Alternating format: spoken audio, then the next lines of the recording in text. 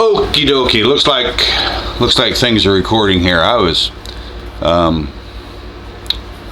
having a heck of a time yesterday trying to figure out my camera. I haven't done a video, and it's a new camera, and I haven't done enough of it to really be familiar with all of its ins and outs. So anyway, hopefully we're gonna make this video a success here. So here's a knife I just finished, and by the way, I've been doing something. It's been a little while since my last video, and people say, Carl, what the hell are you doing? How come you're not doing videos? And I've been doing some other stuff that in preparation for, you know, an evolution of things I make, and the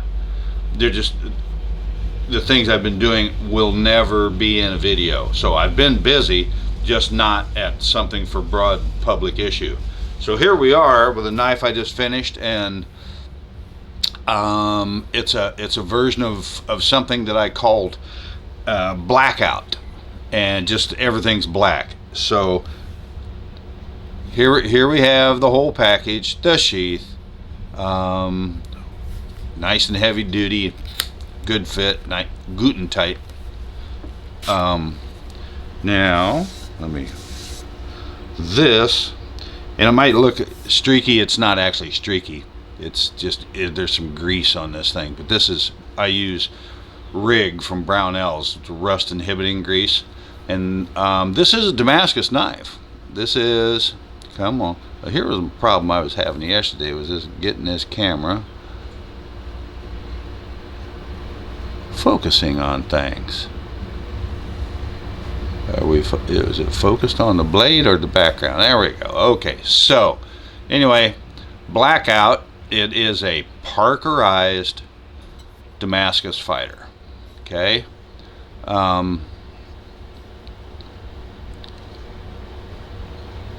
That's what he wanted. That's what he got.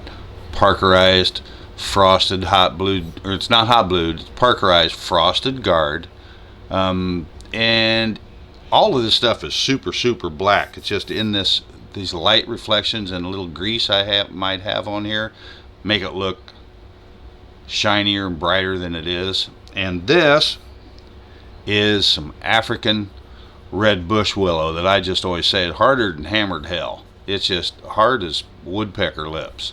So anyway, I don't know what this is. It's about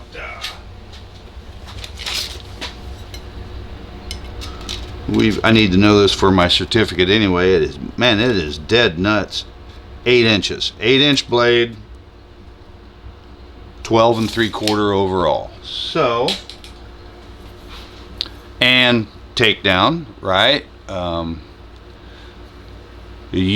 call that my utility assembly. These things are pretty well dialed in here. Not doing too bad. Clip with the false edge, and we'll just do a quick takedown. Okay, this is basic Anderson Forge takedown stuff that I've been doing for just, by God, almost a quarter of a century now. One of these days it will be, hopefully. We never know, do we? Finial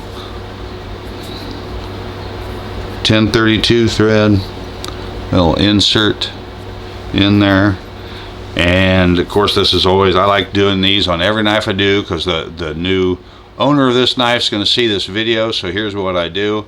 I grab this knife in my hand, and I'm going to push against the guard, and I'm gripping back here, right? I'm going to push against that guard and push the knife off of the assembly. Slide it back. Here's what's going on inside. 1032 thread on that, and I mean, this thing is, it's a fit. Blackout blade, which is, it's 1080, 1095, 15N20, and I don't know if you can see a bit of, it's just forge laddered.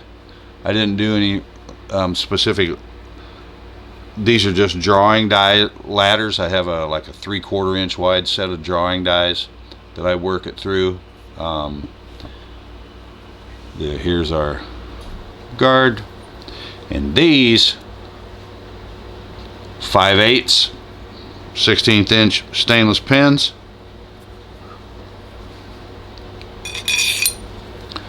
This thing's going to I think it's going to the Air Force. Anyway, there's just a press fit in this thing.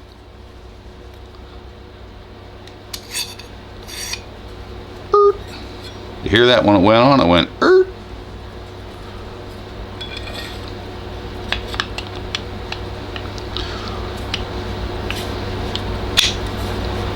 together. It's a squeaky knife, huh? And the other thing I always like to tell everybody is, you know, this is a 1032 thread, right? And a 1032 thread on that tang.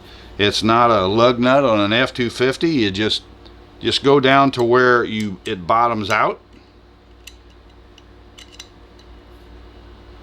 And you can see that the guard is fitted where it's supposed to be. There's no gaps in the guard. You get her snug and you're done. Anyway, I'm talking and not saying a heck of a lot, but here is our, wipe off my smudges. Here's our Blackout Fighter. That's a lot of knife, ain't it? We will close this with something fancy looking. There you go. Alright, okay, there we are. Alright, you guys take care. The next one's going to be something a little different. Play with sharp things.